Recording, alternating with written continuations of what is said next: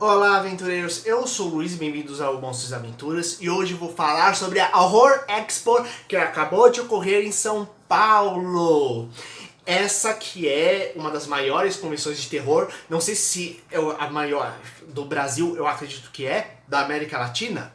Eu ainda não sei dizer, mas com certeza é uma das maiores convenções geeks do país atualmente, né? Então, se vocês querem saber mais como foi, dê um like aqui no vídeo se vocês gostarem do tema, claro. Dê aquela pausa para inscrever-se e clicar no sininho para receber as notificações, para continuar sabendo receber mais coisas. E vamos embora pro vídeo. Bem, a Horror Expo é uma feira que ocorre em sua primeira edição aqui no Brasil. E que inclusive o nível de organização e estruturação dela inclusive me surpreendeu, né? Já que parecia uma coisa meio de estruturação, né? Uma coisa meio intermediária entre o Anime Friends antigo e o Anime Friends novo atual, né? Então tivemos muitas grandes atrações, altos convidados, muita coisa legal acontecendo lá dentro, de um lado, e do outro alguns probleminhas básicos de organização, mas considerando o fato de que foi a primeira convenção, você até se surpreender com o tamanho, quantidade de gente e mesmo nível organizacional, né? Que normalmente a gente pensa que é muito mais confuso. Quem vai for atrás da primeira BGS, dos primeiros Anime Friends, das primeiras Comic Cons, vai ver o caos que era aquilo, né? Então realmente teve alguns probleminhas, mas me surpreendeu.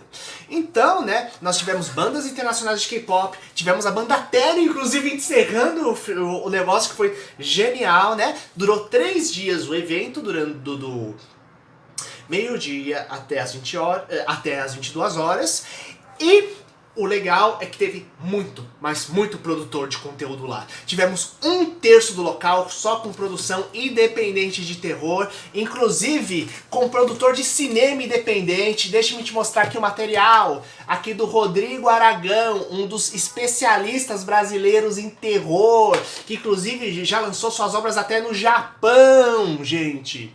Inclusive, gente, esse filme, O Mar Negro, é um filme que tem, inclusive, monstros marinhos, sendo a base da história, com direito a ter baleia zumbi. Então, gente, podemos pensar que esse é o nosso filminho brasileiro de kaiju, com alto grau de gore e zumbis no meio. Inclusive, né, nosso monstro clássico Chupacabra ganhando um filme legal. O Mata Negra, que é de magia negra ainda por cima, e tão legal que inclusive ganhou quadrinho, não adaptando o filme, mas criando histórias independentes usando os conceitos em cima. E isso aí envolveu inclusive youtubers, o pessoal do Assombrado tava lá, gente super simpático, pessoal do Boca do Inferno, o maior portal brasileiro de terror que temos atualmente, inclusive responsáveis por esse livro que teve palestra lá, que é o Medo de Palhaços. Inclusive quem tá me seguindo no Instagram sabe que eu tô fazendo ilustração de um palhaço assassino por dia, pra pegar e vocês conhecerem mais sobre outros grandes personagens, além do Coringa, que tá em moda, do monstro do It a Coisa, que na verdade temos toda uma geração de palhaços assassinos que vem desde o século XIX, inclusive escrito por Edgar Allan Poe, que falava sobre o tema. Verdade, galera, entre lá no meu Instagram que vai estar lá o material. Prosseguindo, então, nós tivemos inclusive material internacional, inclusive com a Versátil, tendo seus materiais com desconto lá, sendo que a Versátil ela lança normalmente boxes de DVD, diversos materiais muito focado mais no terror e no suspense, né? Inclusive mais Lovecraft no cinema, o 3º volume. Temos ainda o volume 4 box de Vampiro, sim, já tá no 4 box do Vampiro, e esse aqui é dedicado apenas a produções japonesas de Vampiro. Inclusive, 3 deles são uma trilogia criada pela Toho, a mesma produtora de Godzilla, e que inclusive bebe do estilo inglês de produzir filmes da famosa Hammer para pegar e desenvolver um material próprio e original. Lembrando que temos várias lendas próprias relacionadas com o sobrenatural no Japão, né? Com toda aquela questão dos yokais, né? Quem curtia Inuyasha, ou mesmo ver a mistureba entre Ocidente e Oriente, que é Blue Exorcist, sabe aquilo que eu tô falando. Prosseguindo, o box só de lobisomem, gente, que finalmente consegui comprar. Adoro o tema, são 5 filmes de lobisomem, né? 4 principais, inclusive tanto filmes famosos de lobisomem quanto coisas alternativas, né? Como um lobisomem criado através de radiação, né? Mostrando as tentativas de pegar e modificar e inovar o tema e trazer uma coisa mais tecnológica para o mundo atual. E esse é o box de terror número 5, já tá no 7º, 8º, se não me engano, né? Esse tem vários, um só de slashers, tem um só de bruxas ainda por cima, né? E nesse volume 5 aqui é só de filmes japoneses de terror, né? Inclusive, o próximo box que eles vão lançar de terror, se não me engano, o 8 ou 9, vai ser apenas de filmes de locais pouco conhecidos, né? Então temos da Bélgica, da Hungria, vai ser muito legal. Todos esses materiais, como eu disse, né, são internacionais, tipo, é traduzido, então tá sendo feitas traduções em massa de muita coisa aqui. E como eu falei, tem muita produção independente. Então, além do Rodrigo Aragão fazendo esse material de terror, temos outros caras que também pegaram e atuaram nisso.